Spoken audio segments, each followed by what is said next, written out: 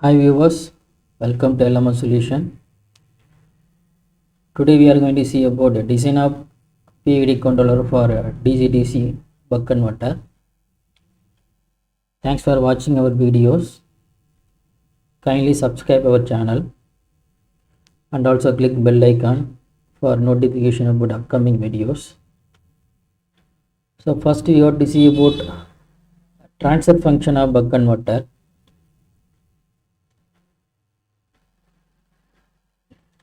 So this is the transfer function of buck converter between output voltage and the duty cycle. So V naught of S nothing but output voltage. So D of S nothing but the duty cycle of the buck converter. So this is the transfer function of that buck converter. So V in R divided by X square LCR plus S into L plus R. Just to rewrite this equation, that means bring that R in the denominator. Okay, so while bringing that R in denominator, so this R and this R will be going to be cancelled, and this R and this R going to be cancelled. Okay, so finally we'll get the transfer function of buck converter, so which is equal to V in divided by S square LC plus S into L by R plus 1. Okay,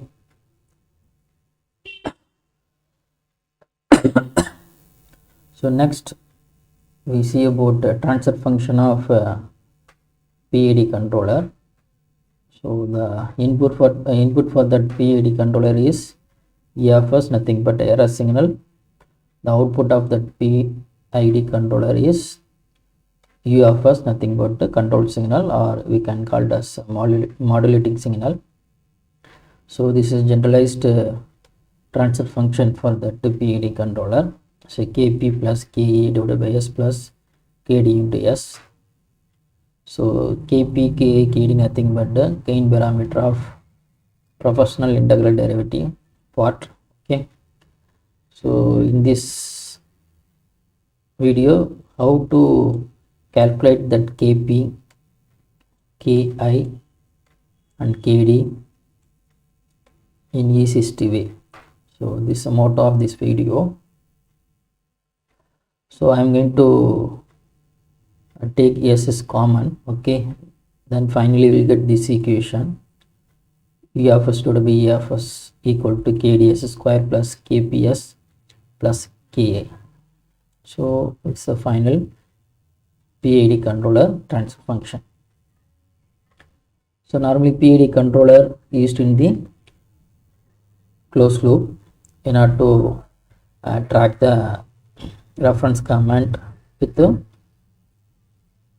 plant. Okay, so plant should be track the reference command, so based upon control input from that PID controller. Okay, that means PID controller going to be provide that control signal to the plant. So according with that control input, the plant going to be track the reference command. Okay, so for that we are using that PID controller.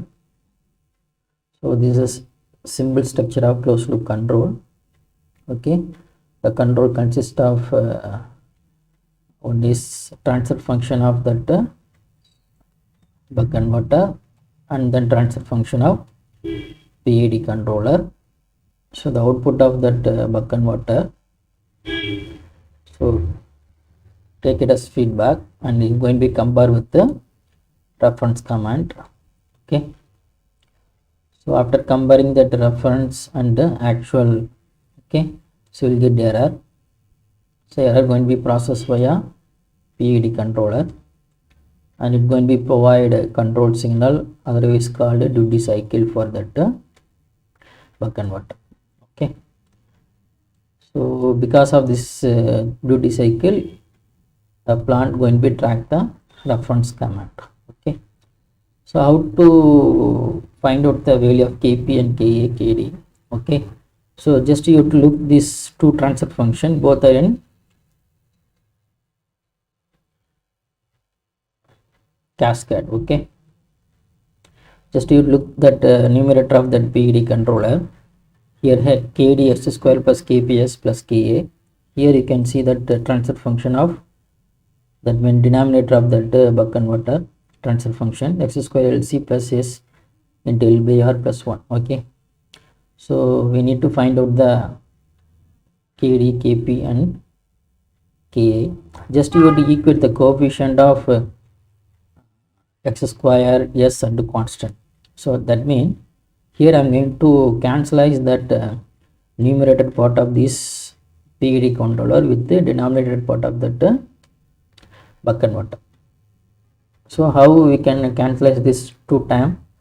So by equating that coefficient of S term and constants. Okay, so here you can see that here x square coefficient is KD, so here x square coefficient is LC. Then we can easily find out the value for KD. So KD equal to LNC. So here the value for that the coefficient of S is KP. Here the coefficient of S is L by R. Then KP professional gain equal to L by R.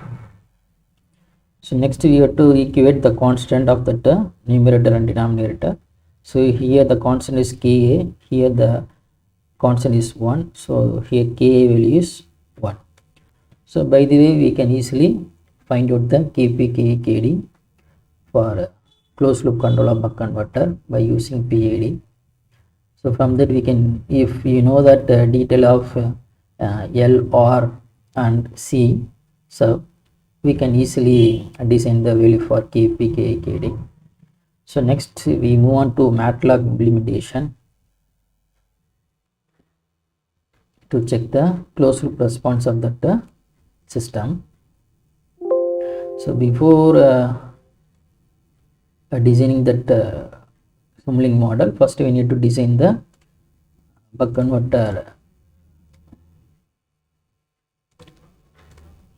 parameters. That means we need to design inductor, capacitor, and then we need to fix the input voltage, output voltage, switching frequency and maximum output current, and then ripple inductor current and capacitor ripple voltage. Okay, so this is a program used for designing that value.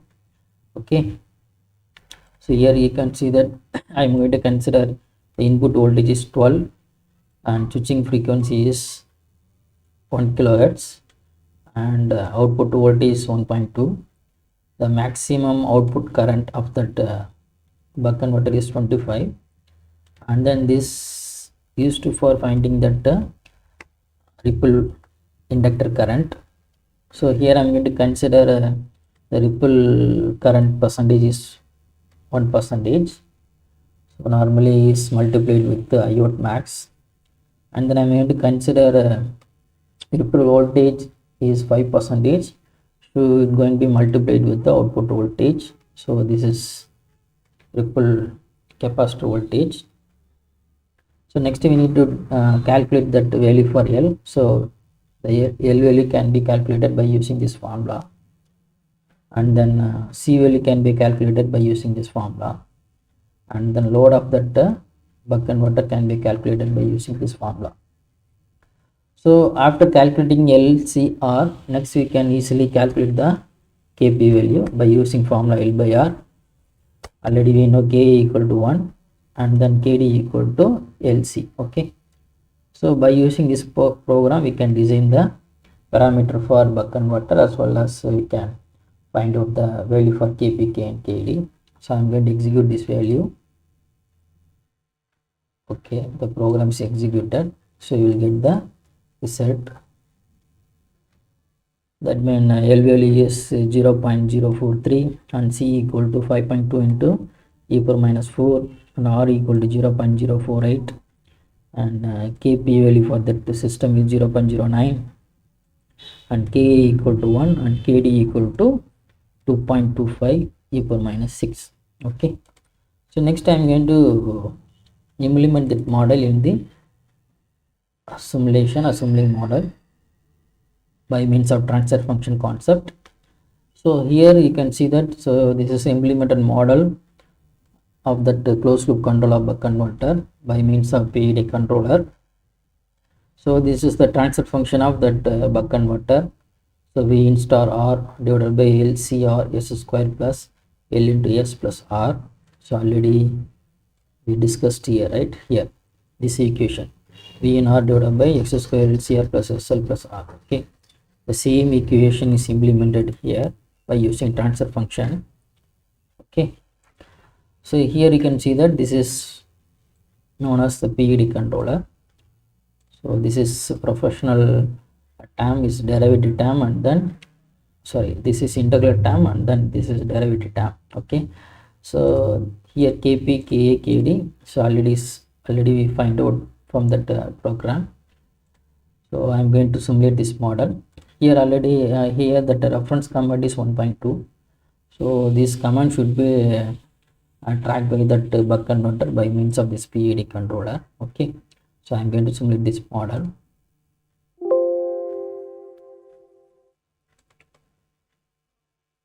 Yeah, the simulation is completed. Okay, so this is a reference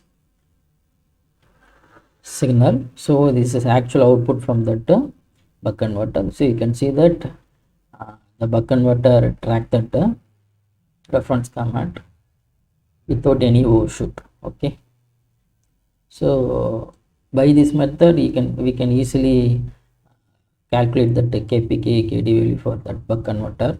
Okay, so this is simulation of that closed loop buck converter by means of transfer function concept. So next I am going to explain about that the same concept, same Kp, Ka, Kd value going to be used for control that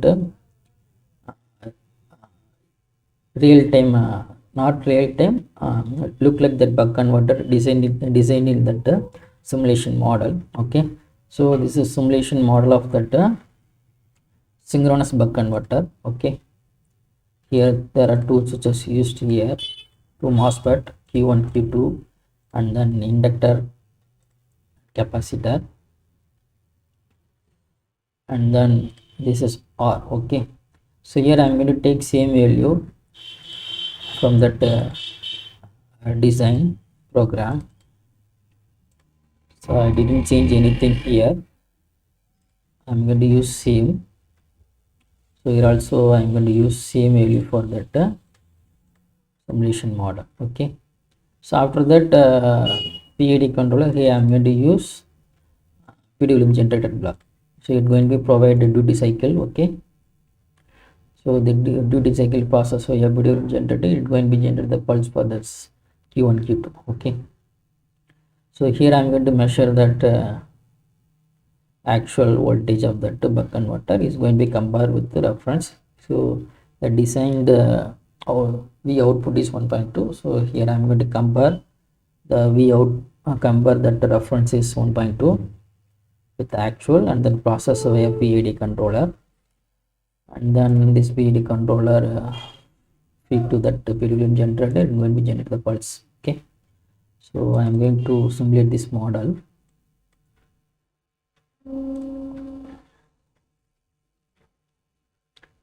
Yeah, so now you see that the reference will be 1.2, so it maintained at 1.2.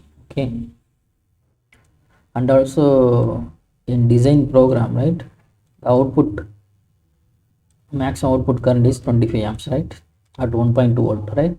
So here you can see that the parameter taken for IO at max is 25 amps. So here you can see that the maximum current we obtained here is 25 amps for the particular design. So from that simulation of transfer function model and imitated model of that buck converter by using MOSFET, inductor, capacitor, and resistor, so both are having same response. Okay, so by using this method, so you can easily design the value for Kp, Ka, Kd, and then you can get a better result from your buck converter. So thank you for watching our videos. So kindly subscribe our channel and also click bell icon for notification about upcoming video. So one more thing,